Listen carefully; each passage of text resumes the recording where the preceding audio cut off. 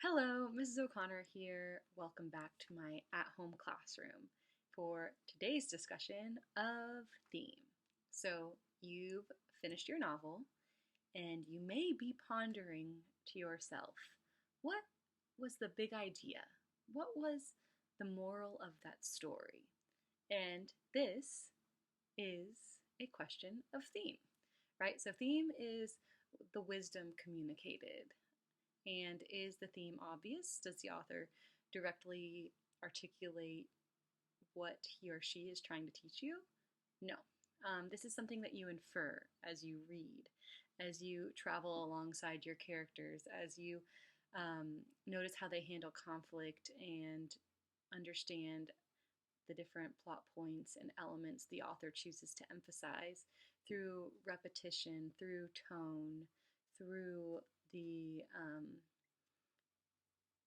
character's conflict resolution, and ultimately how the story concludes. Who wins? Does good triumph over evil? Does it take teamwork to make the dream work? Is love really the solution to all of our problems? And is all fair in love or war? So, you can look up lists of common themes used throughout literature online to help guide you, but a big tip or trick to use here is filling in the blank of this sentence.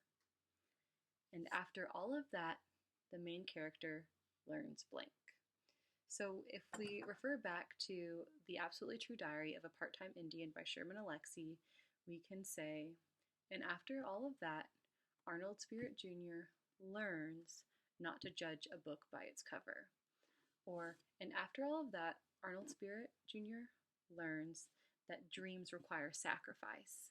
And so either one of those statements, don't judge a book by its cover, or dreams require sacrifice, are solid theme statements. So, Mrs. O'Connor, what makes for a solid theme statement? A solid theme statement cannot be story specific. So you wouldn't use the sentence, and Arnold Spirit Jr. learns. You don't want to have any character names. You don't want to have any setting details. You want it to be a statement that you can pick up and transfer over to a similar novel. So, for example, don't judge a book by its cover. That can transfer over to Beauty and the Beast. That can transfer over to so many movies where a character is misjudged and then true colors are exposed as the characters get to know one another beyond just the stereotypes and misconceptions. And that's what makes for a solid theme. And the idea that these themes and larger ideas and pieces of wisdom are recurring throughout various pieces of literature only reiterate their importance, right? Only reiterate why it is crucial that we do continue to read and learn and understand and grow into better, wiser people. So, speaking of better, wiser people, I am currently tasked with raising a 3-year-old, and I like to use story to teach her, right? To help guide her toward wisdom.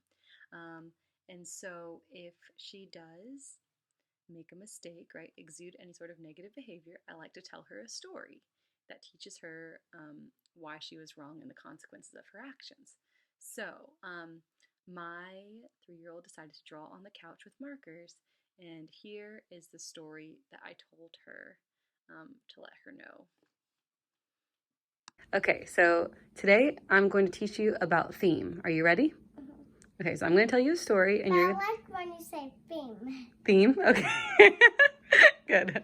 All right, so I'm going to tell you a story, and you're going to tell me what one of. Move your computer. Yeah, I can move my computer. All right, so first I'm going to tell you a story, and then you're going to tell me what the character learns from the story, okay? All right, so once upon a time there were 2 brothers. One was named Buckle, and one was named Muckle.